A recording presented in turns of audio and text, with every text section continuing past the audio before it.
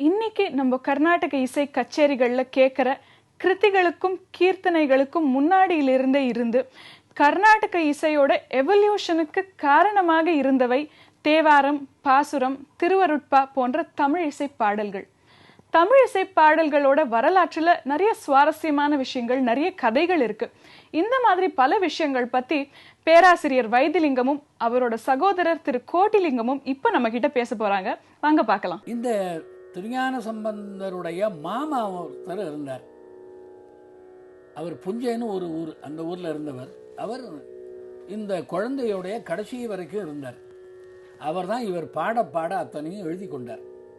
அவருக்கு பேர் சம்பந்த சரணாலயர்னு பேர். அந்த பாடல்கள் அப்படியே ரெக்கார்ட் ஆகிட்டு. அதே மாதிரி அப்பர் சுவாமிகளோட கூட போகிற பரிவாரங்கள் அவ்வப்பொழுது அவர் பாடிய பாடல்களை எல்லாம் பதிவு பண்ணி கொண்டார்கள். அது பிற்காலத்தில் செப்பேடு பண்ணினார்கள். செப்பேட்டில் அதையே திரும்ப எழுதி ரொம்ப பதிவு பண்ணி வச்சுருந்தாங்க. பனையேட்டில் எழுதினதையெல்லாம் கோயில்களிலே பராமரித்து வந்தார்கள். அந்த இடத்திற்கு திருக்கை கோட்டி மண்டபம்னு பேர். அதை பாதுகாத்து அதற்கு வழிபாடெல்லாம் பண்ணாங்க. வழிபாடு பண்ணுகிற பொழுது அதுக்கு ராஜாக்கள் நிபந்தங்கள்லாம் கொடுத்தாங்க. எண்டோமெண்ட்லாம் வச்சுருக்காங்க. அதை அலங்காரம் பண்ணுவாங்க.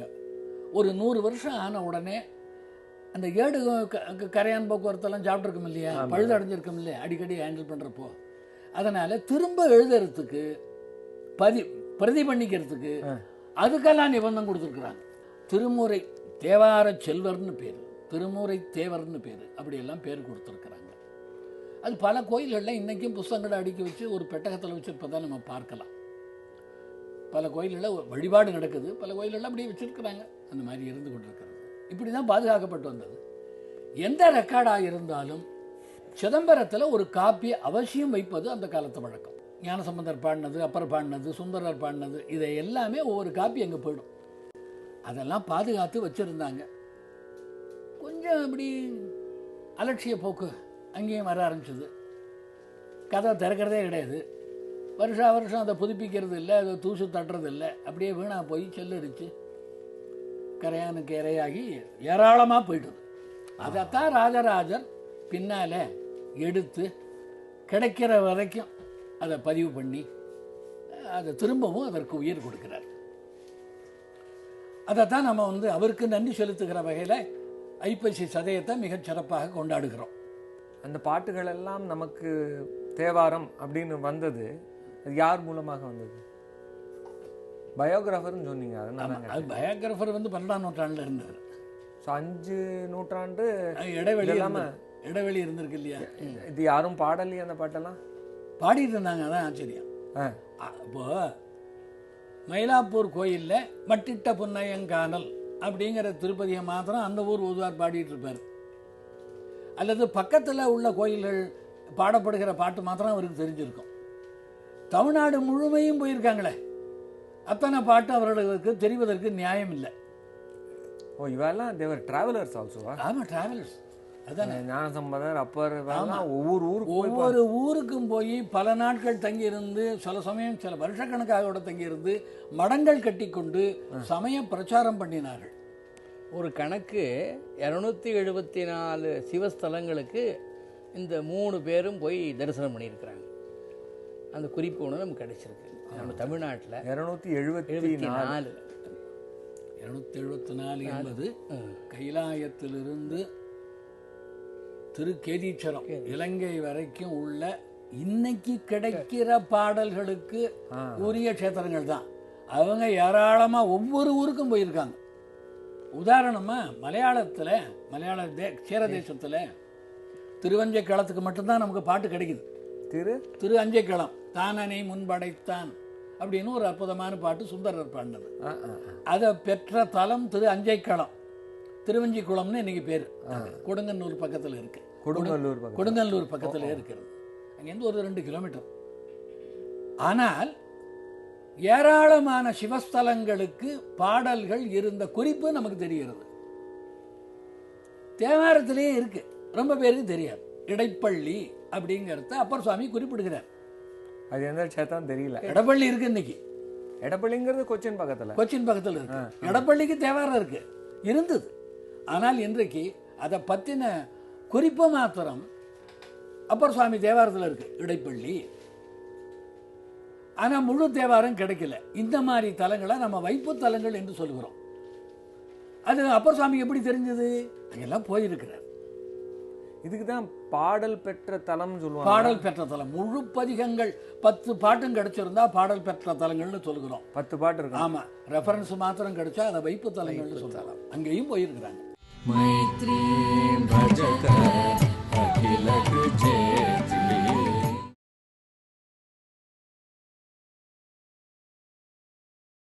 मैत्री भजत अखिल चेतली. இதில் என்ன வேடிக்கை, இப்படி சம்பந்தரும் அப்பரும் சுந்தரரும் பாடுகிற பாட்டுகள் இன்றைக்கு இருக்கிற கீர்த்தனை முறையில் இருக்காது. என்ன வித்தியாசம் ரெண்டுத்துக்கும்? என்ன வித்தியாசம்னு சொன்னா, பல்லவின்னு ஒன்று தனியாக இருக்காது, அனுபல்லவின்னு ஒன்று தனியாக இருக்காது. ஆனால் சரணம் இருக்குல்ல, ஒரு கீர்த்தனையில் சரணம் இருக்கு இல்லையா, அந்த சரணத்தில் உள்ள 4 வரி தான் இந்த தேவார பாட்டாக இருக்கும், வேற ஒன்றும் இல்லை. ஒரு உதாரணம் பாடி காமிச்சு. என்ன புண்ணியம் செய்தனை நெஞ்சமே, என்ன புண்ணியம் செய்தனை நெஞ்சமே, இருங்கடல் வையத்து என்ன புண்ணியம் செய்தனை நெஞ்சமே, இருங்கடல் வையத்து முன்னம் தீபூரி நல்வினை பயனிடை, முன்னம் தீபூரி நல்வினை பயனிடை, முன்னம் தீபூரி நல்வினை பயனிடை, முழுமணி தரளங்கள் முன்னம் நீ பூரி நல்வினை பயனிடை, முழுமணி தரளங்கள் மண்ணு காவிரி சூழ்த்திருவலஞ்சூடியே வாணனை வாயார மண்ணு காவிரி சூழ்த்திருவலம் ஜூழியே வாணனை வாயார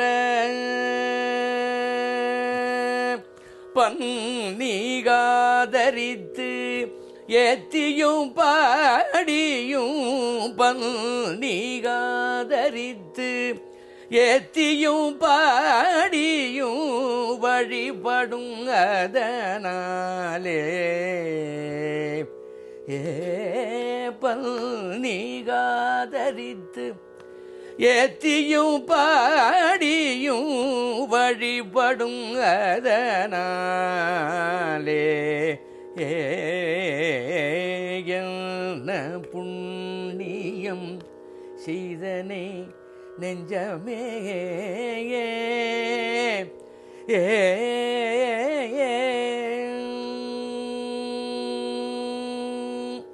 இந்த பதிகத்தில் 10 பாட்டு இருக்கு.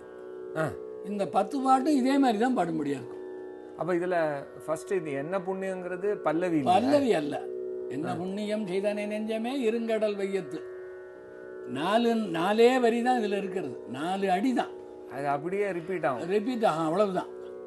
நாம வழிபடும் அதனாலே என்ன புண்ணியம் செய்தனே நெஞ்சமேன்னு நாம தான் திருப்பி பாடுறோம். ஆனா நியாயமா அப்படி பாட வேண்டிய அவசியம் இல்லை. இப்போ சுந்தரா அவர் பாடி சொல்லுங்க, அவர் உயிருக்கு திரும்பி வந்ததாக ஆமாம், அது ரொம்ப அற்புதமான சரித்திரம்.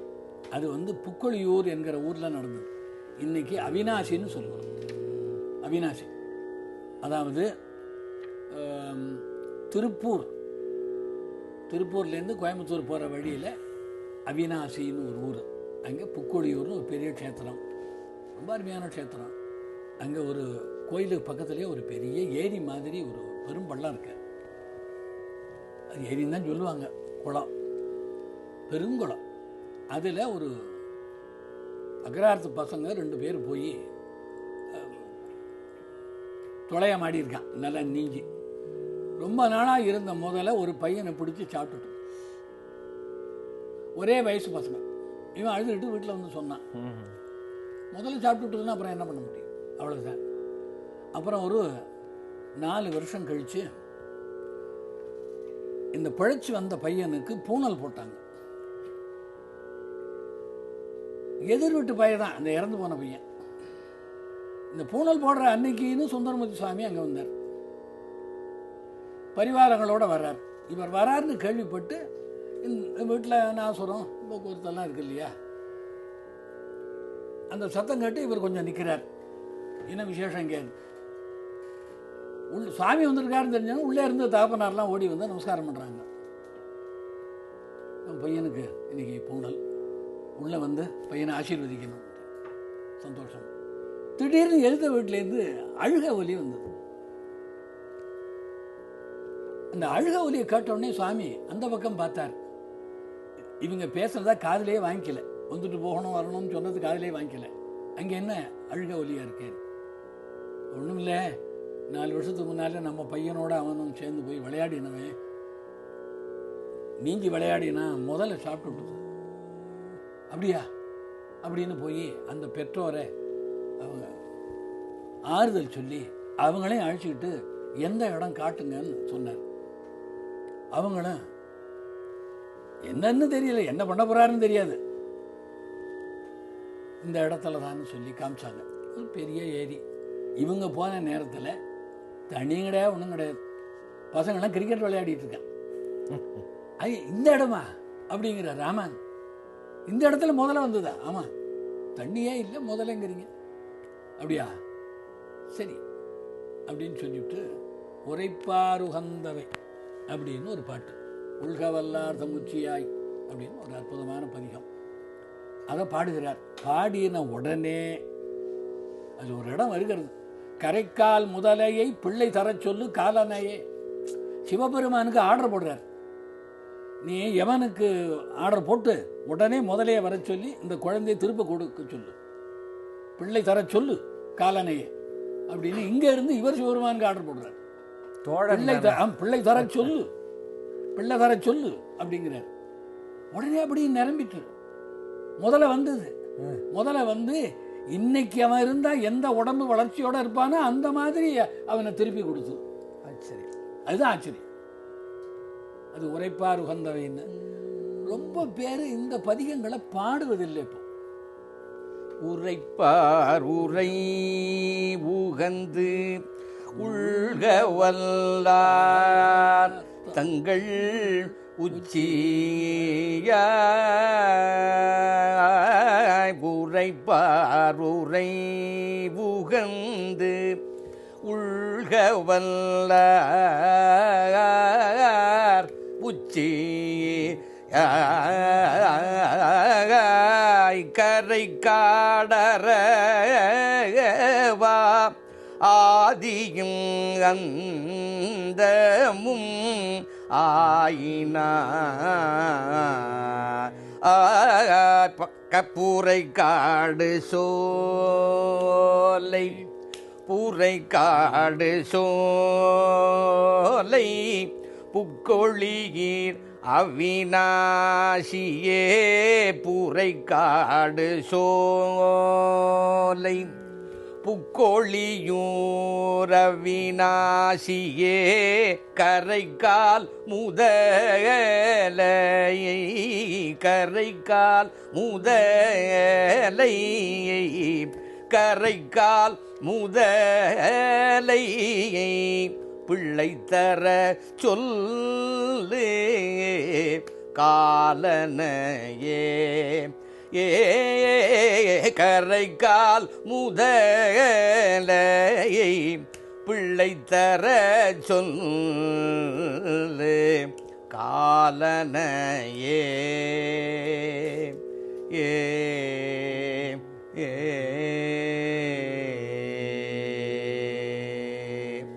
இந்த பாட்டுக்கெல்லாம் இவ்வளவு ஒரு சக்தி இருக்கு இருக்கு இருக்கு. பாடுறவாளோட சக்தியும் அந்த பாட்டுக்கும் இவ்வளவு சக்தி இருக்கு. தமிழ் இசையோட வரலாற்றை பத்தி நம்ம பேசிட்டு இருக்கிற இந்த சமயத்துல ஒரு அழகான தேவாரம் மாசில் வீணையும் அப்படின்னு பூர்வி கல்யாணி ராகத்துல அமைஞ்சது கலைமாமணி டாக்டர் சுந்தர் அவரோட டிசைபிள்ஸோட இப்ப பாட போறாரு. வாங்க பார்க்கலாம்.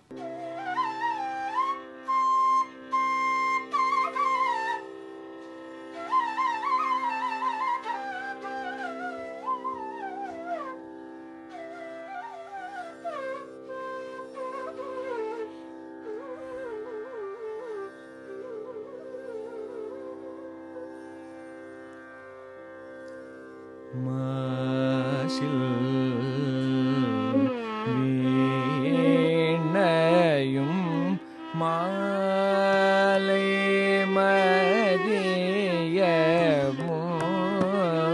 மாசில் வீணையும் மாலை மதியமும்